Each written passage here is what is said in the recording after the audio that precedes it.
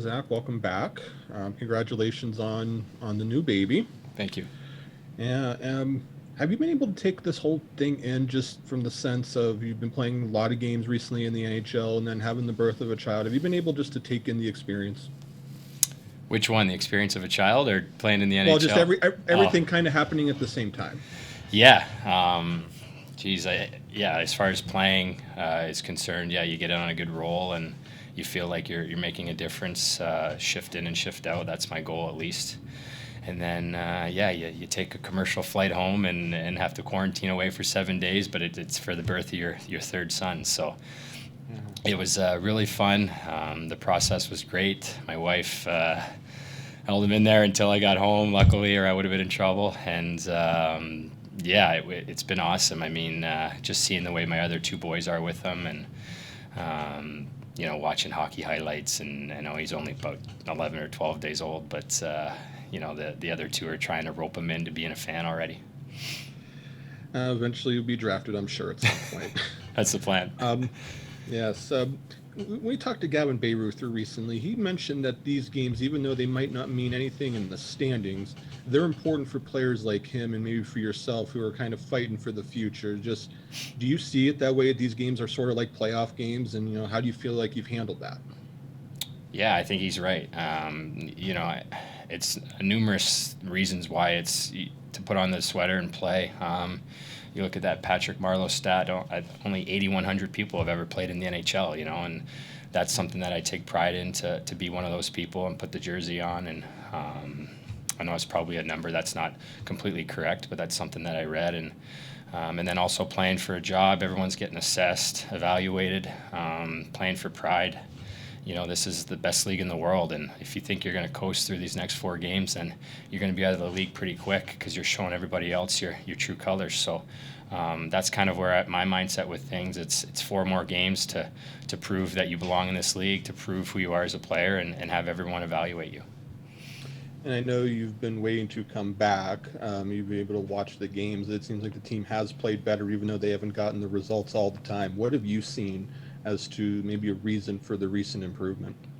I just think the way the leadership group has the guys playing. Like you read Cam Atkinson's quotes about you don't want to get embarrassed and you want to play for pride. And I think those guys with Delzy and Cam and Jonesy and right on through the room, I think they have the locker room, the dressing room kind of dialed in that we need to play that old-fashioned Blue Jackets hockey, which is hard to play against. Reloads, skating, checking.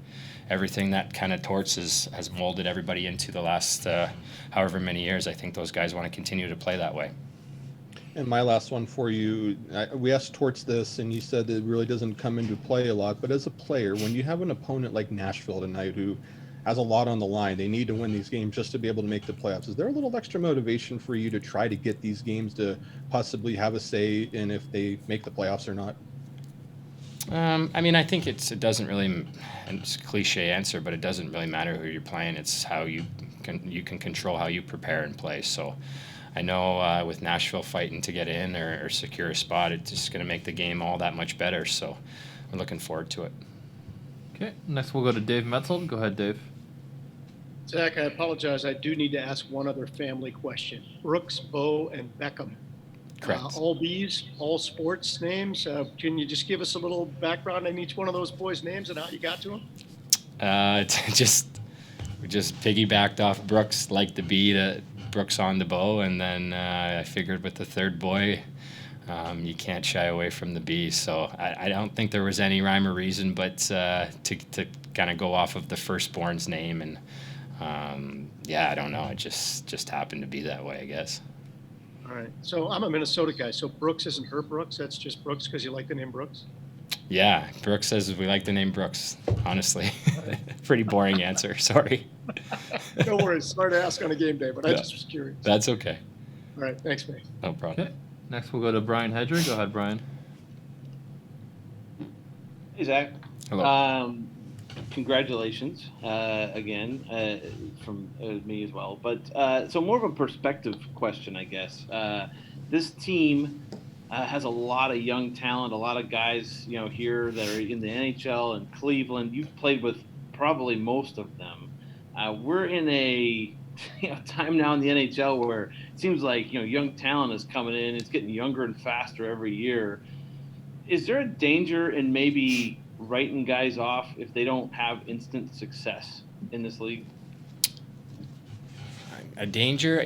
I mean, everyone's different. I think that's where management and scouting comes in, and you get a feel for what a guy needs. Some guys need more seasoning in the AHL. Like you look at Tollivan with Nashville, he's been a guy that's been in the minors for probably longer than people thought, but then he's a little bit of a difference maker this year. As far as our prospects are concerned, you look at a guy like Robinson who spent a few years learning how to play the right way, learning what he needed to do night in and night out in Cleveland to come to here. So I don't know if there's a danger in writing somebody off, but I think it's a feel for each individual. You look at Foods found his game in Cleveland in 10 short games. So, I think that's just more of a feel.